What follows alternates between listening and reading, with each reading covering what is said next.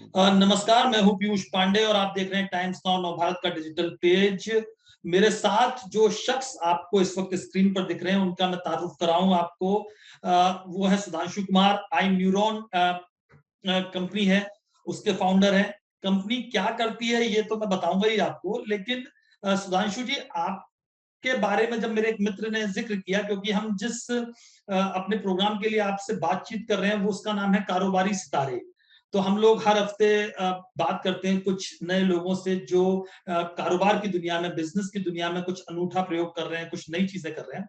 और आपके बारे में जब मेरे मित्र ने जिक्र किया तो उसने कहा कि सुधांशु जी ने एक ऐसा प्लेटफॉर्म बनाया है जो एजुकेशन का ओटीटी है। तो ये जो लाइन मेरे मित्र ने बोली वो मुझे बड़ी दिलचस्प लगी। तो मुझे लगा कि ठीक है, हम जो अपना सेशन करेंगे उनके साथ जरूर करेंगे। लेकिन एक जिक्र और आया कि आपने अच्छी खासी जॉब छोड़कर ये स्टार्टअप शुरू किया।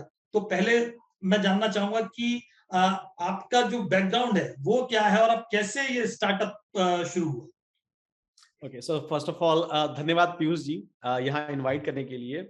और जैसा कि आपने पूछा कि जॉब क्यों छोड़ा और लाइक मोटिवेशन क्या था इसके पीछे और ये स्टार्ट करने के पीछे। सो मैं जस्ट 30 सेकंड में बताना चाहूंगा आपको कि मैं पहले जॉब कर रहा था विप्रो में, then Deloitte, then Verizon, then EY and as a techie. So sometime as a big data engineer or data scientist वगैरह वगैरह डिफरेंट डिफरेंट प्रोफाइल में मैंने जॉब करा। सो जब मैं जॉब कर रहा था along with the same thing, मैं वहां पर कुछ कुछ कभी कभी किसी और ऑर्गेनाइजेशन के लिए क्लासेस भी लेता था, कुछ कॉर्पोरेट ट्रेनिंग्स भी होती थी जो मैं डिलीवर करता था वहां पर, और उसके अलावा कुछ फुल टाइम बैचेस भी होती थी जो मुझे समय मिलता था आफ्टर अ वर्क। सो मैं वहां डिलीवर करता था सैटरडे संडे ना। उस समय मुझे ऐसा लगा कि बहुत सारे लोग हैं जो बहुत सारे टेक्नोलॉजी में आना चाहते हैं, मे बी वो नॉन टेक बैकग्राउंड से हो और टेक बैकग्राउंड से हो, तो टेक्नोलॉजी चेंज करना चाहते हैं या फिर आना चाहते हैं बट आ नहीं पा रहे हैं। अब उसके पीछे समस्या क्या है? उसके पीछे समस्या ये है कि मे बी उनको गाइडेंस नहीं मिल पा रहा है, मे बी कोई है नहीं ऐसा जो उनको बता पाए क्या करना चाहिए और क्या नहीं करना चाहिए, कैसे करना चाहिए। और सबसे बड़ा जो समस्या था यहाँ पर वो था पैसा। बहुत ज्यादा लोगों को इन्वेस्ट करना पड़ता था, बहुत ज्यादा। जब भी आप आना चाहें टेक्नोलॉजी में, आपको 2 लाख 4 लाख बहुत ज्यादा इन्वेस्ट करना पड़ता था। और वो एक बॉटल ने क्रिएट करता है किसी भी लोगों के लिए जो कॉमन फैमिली से बिलोंग करते हैं और जो लाइक ऐसे बैकग्राउंड से एग्जैक्टली। बिलोंग करते हैं जहां पर इकोनॉमिकली वो बहुत ज्यादा स्ट्रांग नहीं है। ये सब जब दिमाग में आया तो मैंने सोचा कि ठीक है, चलिए कुछ करते हैं, कुछ ऐसा करते हैं जहां पर ये सारे सुविधा भी उनको प्रदान किया सुविधा भी उनको प्रदान किया जाए। अलॉन्ग विद दिस, सो उनको लाइक अफोर्डेबल, जो अफोर्डेबल कॉन्सेप्ट था हम लोगों का एजुकेशन का, तो वो भी उसके साथ में लाया जाए ताकि लोग इस सारे फैसिलिटी को, सारे सुविधाओं को एक समय में एक जगह में अवेल कर पाए। और तभी बना iNeuron, affordable education, let's build together. ये हमारा मोटो और टैगलाइन है। देन जब आई न्यूरॉन चलना शुरू हुआ तब ख्याल में आया कि यार ऐसा होता है कि हर बार टेक्नोलॉजी लोग चेंज करते हैं, टेक्नोलॉजी भी बदल रही है साल 2 साल, और बार बार लोगों को अपग्रेड करना होता है, अपस्किल करना होता है लोगों को। लोग बार बार फिर से, भले वो छोटा अमाउंट हो, बट लोग बार बार फिर से कुछ चीजों को परचेस करते हैं, कुछ मेंटर्स को खोजते हैं, कुछ टेक्निकल एक्सपर्ट्स को खोजते हैं, एंड देन फिर से तैयारी करते हैं। तब हमने सोचा कि क्यों ना ऐसा किया जाए कि एक पूरा का पूरा इकोसिस्टम ही बना दिया जाए जहां पर डे वन से हर कुछ अवेलेबल हो, एंड जो नहीं अवेलेबल है उसके लिए आप डिमांड रेज कर सके। सो इसका मैं मतलब है कि अब ये जो मैं बता जिक्र कर रहा था कि एजुकेशन कोर्सेज का ओटीटी, मतलब इस सेंस में है जो मेरे मित्र ने जिसका जिक्र किया था। तो हम्म यानी वो एक प्लेटफॉर्म है जहां पर कई सारे कोर्सेज अवेलेबल हैं। हाँ जी।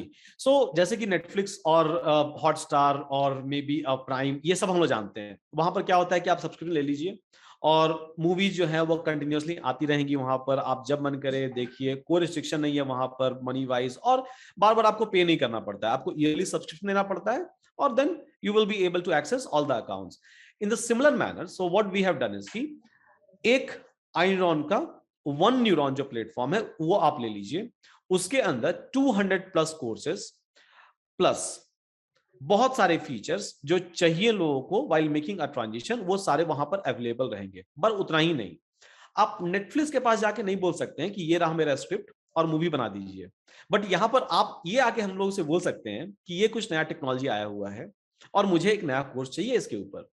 हम लोग यहाँ पर 2 महीने का टाइम लेंगे और 1 महीने का टाइम लेंगे और आपके लिए वो कोर्स बना कर देंगे, ताकि आपको री इन्वेस्ट कहीं और नहीं करना पड़े। ये इंटरेस्टिंग। एग्जैक्टली तो ये मेन कॉन्सेप्ट था कि देखिए, अब नेटफ्लिक्स है, प्राइम है, वगैरह वगैरह है, तो वहां पर तो मूवीज आते रहती हैं, जैसे जैसे मूवी रिलीज होंगी आते रहेंगी। बट ऐसा कुछ होना चाहिए जहां पर, क्योंकि एजुकेशन में ये काम नहीं करेगा, यहाँ पर मुझे ऐसा कुछ चाहिए होगा कि यार मुझे ये कोर्स पढ़ना है, ये नया टेक्नोलॉजी आ गया, अब मुझे पता नहीं चल रहा है कि मैं किससे पूछूं, किससे कैसे करूं, इस चीज को कैसे वहां पर ट्रांजिशन करूं। तो मैं क्या करूंगा, यहाँ पर जाकर डिमांड रेज कर दूंगा। तो हम लोगों ने यहाँ पर ऑप्शन रखा, रेज योर डिमांड। यहाँ पर आप डिमांड रेज कीजिए, हम आपके लिए कोर्स बनाएंगे और आपसे 1 रुपया भी एक्स्ट्रा नहीं लेंगे। जो आपने सब्सक्रिप्शन दिया था उसी के अंदर वो आ जाएगा। उसके अलावा लेट्स सपोज कि आपको रात में आप पढ़ाई कर रहे हैं, आपको डाउट आया, आपको चाहिए कि यार कोई सॉल्व कर दे उस डाउट को, कोई बात नहीं, उसके लिए डिमांड रेज कीजिए, वो भी ऑप्शन हमने दे रखा है। लेट्स सपोज कि आप कल रिज्यूमे आपको प्रिपेयर करना है, क्योंकि रिज्यूमे एक बहुत बड़ा फैक्टर होता है इंडस्ट्री में, स्पेशली आईटी इंडस्ट्री में और हमारे इस फील्ड में। तो रिज्यूमे के लिए आपको हेल्प चाहिए, आप अगेन रेज योर डिमांड कीजिए, कुछ एक्स्ट्रा चार्जेस नहीं लगेगा, हमारी टीम अवेलेबल रहेंगी और वो आपके साथ बैठ के रिज्यूमे बनाएंगी। लेट्स सपोज कि आप कल इंटरव्यू में जा रहे हैं, हर वीक बहुत सारे इंटरव्यूज होते हैं बहुत सारे कंपनीज में, और कहीं ना कहीं हायरिंग चलता ही रहता है पूरे दुनिया में। कल आप इंटरव्यू के लिए जा रहे हैं और आप कॉन्फिडेंट नहीं है, मे बी आपको लगता है कि यार कोई मेरा पहले से इंटरव्यू अगर ले लेता, पहले से कोई अगर मुझे इवेल्युएट कर दिया होता, कोई बता दिया होता कि कहां पर कमी है या फिर क्या करना चाहिए क्या नहीं करना चाहिए, कोई बात नहीं, अगेन आप डिमांड रेज कीजिए सेम प्लेटफॉर्म से और आपको वो मतलब भी आप दिया डिमांड जाएगा। कीजिए और आप उसको पूरा करेंगे। ये एग्जैक्टली ये कॉन्सेप्ट आपने, लेकिन सुधांशु जी, क्या जो पूरा आपका स्टार्टअप है, जो 3-4 साल उसको हो गए हैं, ये कोविड के दौरान आपको फायदा हुआ? क्योंकि कोविड के दौरान लोग घर बैठ के पढ़ रहे थे, स्टूडेंट्स पढ़ रहे थे और उनकी रीडिंग हैबिट्स, उनकी स्टडी हैबिट बदल रही थी। आप कोविड को किस नजरिए से देखते हैं, मतलब एजुकेशन सेक्टर से जोड़ के देखा जाए तो? हाँ जी। कोविड को अगर देखा जाए ओवरऑल, वो जो टाइम पीरियड था वो एजुकेशन इंडस्ट्री के नजरिए से काफी पॉजिटिव था, क्योंकि होता ये है कि हम लोगों ने स्टार्ट करा हुआ था online plus offline mode. Obviously Covid के दौरान ये सारी जो ऑफलाइन क्लासेस थी वो सारी की सारी बंद हो गई, अब खुल रही हैं फिर से after Covid. But online classes जो थी वो काफी बूम पर थी, लोग घर पर थे और बहुत सारे लोगों के पास कुछ समय भी ज्यादा था। अगर स्टूडेंट की बात करूं और अगर मैं बात करूं प्रोफेशनल्स की, तो सारे लोगों के पास शांति से घर पर बैठ के पढ़ाई करने का काफी समय था। अगर वो चाह रहे थे कि लाइक मुझे जॉब स्विच करना है तो वहां पर जॉब अपॉर्चुनिटीज भी थी, रिमोट जॉब थे, वर्क फ्रॉम होम ऑप्शन वगैरह अवेलेबल था। तो उस दौरान हमारा जो ऑनलाइन एजुकेशन वाला सिस्टम है, ऑफलाइन वाला तो पूरा ही बंद हो गया, बट जो ऑनलाइन वाला सिस्टम है वो काफी बूम पर था और काफी काफी लोगों ने इस प्लेटफॉर्म को ज्वाइन किया, काफी लोगों ने एंजॉय किया और इन मल्टी थाउजेंड्स उन लोगों ने ट्रांजिशन किया from one field to another field. आप कह रहे हैं कि कोविड के दौरान एजुकेशन सेक्टर को, जो ऑनलाइन एजुकेशन प्रोवाइडर्स थे, उनको फायदा हुआ। एग्जैक्टली आप चूंकि स्टार्टअप में है, स्टार्टअप की बात इस वक्त देश में बहुत होती है, गवर्नमेंट भी बहुत सपोर्टिव है स्टार्टअप को लेकर। तो बतौर स्टार्टअप फाउंडर आपके एक्सपीरियंसेस कैसे रहे हैं, और आप को क्या लगता है कि मतलब भारत में स्टार्टअप के लिए एटमॉस्फेयर कैसा है, जो चैलेंजेस क्या हैं और माहौल कैसा? ओके। पहले मैं कुछ पॉजिटिव चीजों को लाऊंगा, पॉजिटिव चीजों के बारे में बात करूंगा। स्टार्टअप के लिए अगर मैं बोलूं मार्केट वाइज, इंडिया एक बहुत बड़ा मार्केट है, अपॉर्चुनिटीज बहुत सारी अवेलेबल हैं यहाँ पर, देयर इज नो डाउट, कोई इफ एंड बट भी यहाँ पर नहीं आता है। That is a very very positive point जो सारे बिजनेसेस को चाहिए होता है, क्योंकि at the end of the day आपको मार्केट के अंदर जाना है, आपको लोगों के पास पहुंचना है और आपको अपने चीजों को उन तक पहुंचाना है। एंड देन उनको सर्विस एंड सपोर्ट देना है। उसके लिए आपके पास अपॉर्चुनिटीज है। प्रॉब्लम इन जनरल ये फेस होता है कि आपने प्रोडक्ट बना लिया, नाउ आपका गो टू मार्केटिंग स्ट्रेटजी क्या है, बाकी जो गवर्नमेंट बॉडी है वहां से आपको किस तरह का सपोर्ट मिलेगा, like make in India, startup India, किस तरह का आपको वहां सपोर्ट मिल रहा है, कौन कौन से इन्वेस्टर आपके साथ जुड़ रहे हैं, कौन कौन से इन्फ्लुएंसर्स आपके साथ जुड़ रहे हैं। तो ये थोड़ा सा जो है ये अनस्ट्रक्चर्ड और अनप्लान्ड चीज है। और यहां पर क्या होता है कि थोड़ा सा कंटेक्स्ट, आप जिस भी डोमेन में आप स्टार्टअप स्टार्ट कर रहे हो वो आ जाता है बीच में। सो जैसे कि एजुकेशन इंडस्ट्री की अगर बात करूं तो यहाँ पर गवर्नमेंट के साइड से तो आपको कुछ सपोर्ट वैसे इन जनरल आपको नहीं चाहिए अगर if you are trying to start a new firm.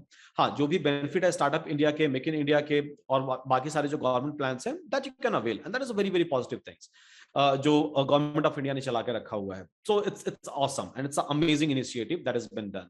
बाकी जो पेन पॉइंट है गो टू मार्केट स्ट्रेटजी जाने में, वहां है कि डे टू डे बिजनेस को आप कैसे रन करें, टीम को आप कैसे ऑर्गेनाइज करें, इन्फ्लुएंसर्स को कैसे ऑनबोर्ड करें, इस चीजों को लोगों के पास कैसे पहुंचाएं, मार्केटिंग आप कैसे प्लान करें। सो वो है and that we are trying to figure it out and I think in last 4 और 3 year we are able to solve it बहुत हद तक उसको। स्टार्टअप के लिए फंडिंग एक बहुत बड़ा इशू है। जो स्टार्टअप आते हैं नए नए, वो आइडियाज बहुत सारों के पास होते हैं, लेकिन फंडिंग का इंतजाम नहीं हो पाता और वो फिर बंद होते हैं जो स्टार्टअप्स हैं। तो फंडिंग हासिल करने के लिए अगर आपसे मैं टिप्स मांगूं, क्योंकि आप एक सक्सेसफुल स्टार्टअप चला रहे हैं, तो आप जो नए लोग जो इस तरह के आइडिया सोचते हैं उनको क्या टिप्स देना चाहिए? देखिए, सबसे पहले तो डेवन को फंडिंग मत खोजिए, ओके। आइडियाज पर फंड मत लीजिए, you will end up losing so much of stake. Okay. ये पहला इंस्ट्रक्शन है और ये पहला रूल फॉलो करना चाहिए। पहले एक कंप्लीट प्रोडक्ट बनाइए, एक कंप्लीट इकोसिस्टम बनाइए, टीम सेटअप कीजिए खुद का, भले वो छोटा हो, डजंट मैटर एट ऑल। ऐसा कुछ प्रॉब्लम सॉल्व कीजिए जो लोगों तक जा सके और लोगों के बीच थोड़ा सा धूम मचा सके, लोगों को अच्छा लगे, पीपल फ्रेंडली सॉल्यूशन आपको बनाना है। अगर आप B2C कर रहे हैं तो B2B कर रहे हैं तो in that case like story is going to be different. So अगर आप B2C कर रहे हैं तो वैसा प्रोडक्ट होना चाहिए। जब प्रोडक्ट आपका अच्छा होगा, जब टीम आपकी अच्छी होगी, जब सर्विस एंड सपोर्ट आपका अच्छा होगा, तो आप कुछ दिनों में सेल्फ सस्टेनेबल मोड में आ जाएंगे, रेवेन्यू आप जनरेट करना स्टार्ट कर देंगे। जब वो आप कर देते हैं तब आपका आइडिया सिर्फ आइडिया नहीं बचता है, अब आपका आइडिया एग्जीक्यूशन में आ चुका है। तो जब आपका आइडिया एग्जीक्यूशन में आ गया है तब आप मार्केट में हाईलाइट होना शुरू होते हैं एंड तब आप जाइए इन्वेस्टर के पास। बहुत सारे फॉर्म हैं, बहुत सारे प्लेटफॉर्म्स हैं जो आपको ये सारे कनेक्ट प्रोवाइड करते हैं। और इन बिटवीन जब आप ये कर रहे होंगे, ये सारा चीज सेटअप कर रहे होंगे, तब आपके बहुत सारे कनेक्ट्स बन जाएंगे। तो मे बी आप फ्रेंड्स एंड फैमिली के से इन्वेस्टमेंट में जा सकते हैं, मे बी आप एंजल इन्वेस्टर के पास जा सकते हैं, VCs के पास आप जा सकते हैं। Phase wise manner depends upon the revenue that you have generated and then आप फंड लीजिए। Otherwise, I'll suggest you never take a fund in a beginning. This is again my personal feeling. And this is what I have done. मैंने आपका अपना अनुभव पूछा था। फिर से लास्ट में लौटते हैं आपके प्रोडक्ट की तरफ, या आपने जो काम किया है ऑनलाइन एजुकेशन का जो प्लेटफॉर्म है आपका। मैं ऑनलाइन एजुकेशन के बारे में बात करूंगा कि वो कितना बड़ा मार्केट है, आप लोगों ने उस पर रिसर्च करी है, और क्योंकि अब दौर बदल रहा है, तो आपको लगता है कि क्या ऑनलाइन एजुकेशन की तरफ ही लोग शिफ्ट होंगे, या जो ऑफलाइन एजुकेशन है उसकी इंपॉर्टेंस अपनी जगह है और वो इंपॉर्टेंस कम नहीं हो सकती? तो आप लोगों की रिसर्च क्या है, आप लोगों का अनुभव क्या है? देखिए, ऐसा है कि जब जियो ने इंटरनेट को घर घर तक पहुंचा दिया तो बहुत सारे लोगों को मोबाइल, डेस्कटॉप सिस्टम एक्सेसिबल हो गया। नाउ ये उसके बाद पेंडेमिक आया। पेंडेमिक में सारे लोग घर पर थे, बाहर जा नहीं सकते थे, तो एक आदत सा लग गया। और थोड़ा सा ईज ऑफ यूज भी है कि आप घर बैठे किसी से भी कनेक्ट कर सकते हो, आपको जाना नहीं है सेंटर को। क्योंकि लेट्स सपोज कि एक हार्वर्ड का प्रोफेसर है, वो हार्वर्ड का प्रोफेसर हर जगह नहीं आ सकता है, बट ऑनलाइन वो हर जगह अवेलेबल हो सकता है, हर जगह प्रेजेंट हो सकता है। सो ऑनलाइन जो है एक काइंड ऑफ अब हैबिट हो गया है। बट पोस्ट पेंडेमिक अगर मैं बात करूं, ड्यूरिंग पेंडेमिक तो पूरा ऑनलाइन ही था, but post pandemic what I believe is की हाइब्रिड मॉडल जो है वो चलेगा। ऑफलाइन भी जरूरी है, ऑनलाइन भी जरूरी है। दोनों का अपना अपना एक सेगमेंट है, दोनों का अपना अपना एक मार्केट है और दोनों कहीं नहीं जा रहा है। ओके। ऐसा नहीं मैं बोल सकता हूँ कि सिर्फ ऑफलाइन चलेगा, सिर्फ ऑनलाइन चलेगा, नहीं। जो आदत लग गया है वो लग गया है, और अगर ऑफलाइन जाना है तो ऑफलाइन जाना भी है, ठीक है। ऑनलाइन मेरे ख्याल से आपको एनहांस करेगा, आपकी कैपेबिलिटीज में, आप कुछ नई चीजें सीखना चाहते हैं उसमें, और ऑफलाइन आपके जो बेसिक्स हैं वो तो ऑफलाइन से ही मुझे लगता है मजबूत होते हैं। अब ऐसा नहीं है, मतलब बेसिक भी सब नहीं, जगह आप ऑनलाइन एजुकेशन की फील्ड में आप तो ये कहेंगे ही कहेंगे। नहीं नहीं नहीं नहीं, हम लोग ऑनलाइन ऑफलाइन दोनों में हैं, और बिफोर पेंडेमिक हम लोग भी दोनों में थे। तो even after pandemic, so recently we have organized so many events in offline mode, तो हम लोगों ने दोनों करा हुआ है। तो उसके एक्सपीरियंस के विषय में बोल रहा हूँ कि जैसे कि मैंने हार्वर्ड वाला एग्जांपल दिया, अब उस प्रोफेसर से अगर मुझे कनेक्ट करना है तो obviously I will not be able to connect offline in each and every places. तो ये दोनों चलने वाला है गोइंग फॉरवर्ड, और दोनों अच्छे से चलेगा। दोनों के लिए क्राउड अवेलेबल है, लोग अवेलेबल हैं, और दोनों के लिए अलग अलग टेस्ट वाले जो like a persons and people है, सब है यहाँ पर। तो दोनों चलने वाला है। चलिए सुधांशु जी, आखिरी सवाल ये कि आपने आईन्यूरॉन का बताया कि क्या क्या आप कर रहे हैं, तो अब कुछ नया क्या करने जा रहे हैं? तो नया हम लोग इस प्लेटफॉर्म पर ये करने वाले हैं कि लेट्स सपोज आपको एजुकेशन चाहिए, ठीक है, उसके लिए ओटीटी प्लेटफॉर्म अवेलेबल है in bare minimum price, affordable price में। आपको जॉब चाहिए, उसके लिए हम लोग जॉब पोर्टल, जो उसका कॉन्सेप्ट पूरा ही डिफरेंट है, वो रिलीज करने जा रहे हैं। हमारे पास इनोवेशन लैब है, जहां पर फ्री हैंड आप आके कभी भी ऑफिस में विदाउट पे किए हुए हमारे ड्रोन लैब में काम कर सकते हैं, हमारे ऑटोनोमस कार डिवीजन में काम कर सकते हैं, हमारे डेटा साइंस लैब में काम कर सकते हैं, और कोई भी आपसे एक भी चार्ज नहीं लेगा। प्लस अभी हम लोगों ने ऐड करा हुआ है इंक्यूबेशन। सो लेट्स सपोज कि आप नया स्टार्टअप खोलने जा रहे हैं और आपके पास स्पेस अवेलेबल नहीं है, और ऑब्वियसली आप कहीं भी और जाओगे तो आपको पर सीट के हिसाब से स्पेस लेने पड़ते हैं, आपको monthly internet bill, electricity bill और बाकी बहुत सारे खर्चे आपको आते हैं। तो अगर आपको कुछ स्टार्टअप इंक्यूबेट करना है, ये सारे फैसिलिटीज हम लोग आईन्यूरॉन के ऑफिस में आपको प्रोवाइड करा रहे हैं with team support. All this facilities सब कुछ आपके लिए अवेलेबल है, और कुछ पे नहीं करना है, सिर्फ तो जो लोग स्टार्टअप खोलना चाहते हैं वो ये सुन लें, क्योंकि उनके लिए ये इंटरेस्टिंग था। तो ये सिर्फ बेंगलोर में फैसिलिटी है या कुछ और शहरों में? अभी के लिए हम लोगों ने जो स्टार्ट किया हुआ है, ये आईन्यूरॉन हेडक्वार्टर जो कि बैंगलोर में है, वहीं के लिए है।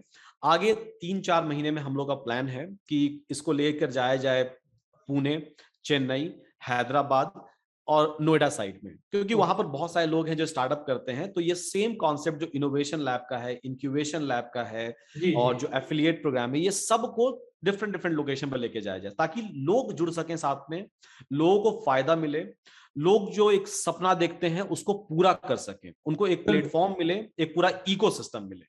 तो सुधांशु जी बहुत बहुत धन्यवाद, और हमारी तरफ से बहुत शुभकामनाएं आपको, और आप इस तरह से विस्तार करें ताकि यहाँ जो नोएडा, पुणे, जो यहाँ पर जो स्टार्टअप, क्योंकि स्टार्टअप के संग चैलेंजेस ये है कि लोगों के पास आइडियाज हैं लेकिन उसको इम्प्लीमेंट करने का एक्सपीरियंस नहीं है, या कई बार जितना धैर्य चाहिए, जितना टाइम लगता है, वो शायद वो नहीं होता उनके पास। तो वो आप लोग जो भी स्टार्टअप, जिनके सक्सेसफुल स्टार्टअप हैं, उनके एक्सपीरियंसेस से सीख सकते हैं। तो हमारी शुभकामनाएं, और आप कुछ नया करें, हमें बताते रहे। धन्यवाद। धन्यवाद पीयूष जी इनवाइट करने के लिए, एंड हाँ, सब लोग फायदा उठाएं इस चीज का, and let's build together. Thank you very much, thank you very much, thank you, thank you, thank you. खबरों के पीछे की खबर पहुंचाते हैं हम, आपकी आवाज को मुद्दा बनाते हैं हम। टाइम्स नाउ नवभारत को YouTube पर लाइव देखिए, सब्सक्राइब करिए और बेल आइकन जरूर दबाइए।